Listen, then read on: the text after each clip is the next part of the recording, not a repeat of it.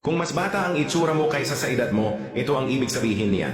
Hindi lang ito tungkol sa balat, ito ay tungkol sa iyong pagkatao.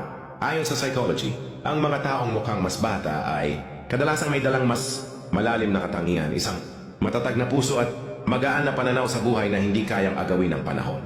Dumaan ka man sa maraming pagsubok, hindi mo hinayaan na gawin ka nitong mapait. Umiyak ka man ng tahimik, marunong ka pa rin ngumiti. Sa tahimik mong lakas nagniningning ka.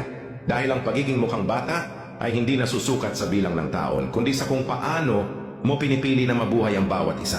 Pinili mo ang kapayapaan kaysa drama, paglago kaysa galit, paghilom kaysa pananakit, at ang katawan mo ay sumasalamin sa kaluluwang dinadala mo. May mga pag-aaral sa psychology na nag-uugnay ng pagiging mukhang bata sa mas mababang stress, mataas na emotional intelligence, at kakayahang bitawan ng mga bagay na hindi na nakakatulong sa'yo.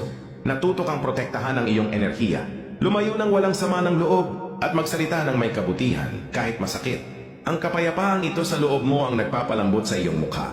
Marahil mas madalas kang tumawa kaysa sa iba. O marahil patuloy kang nangangarap tulad ng isang mas bata. O baka naman hindi mo lang kailanman binitawan ng saya kahit binigyan ka na ng maraming dahilan ng buhay para sumuko. Kaya tandaan mo ito, ang tunay mong edad ay hindi nasusukat sa numero, kundi sa kung paano ka magmahal, magpatawad at magsimulang muli.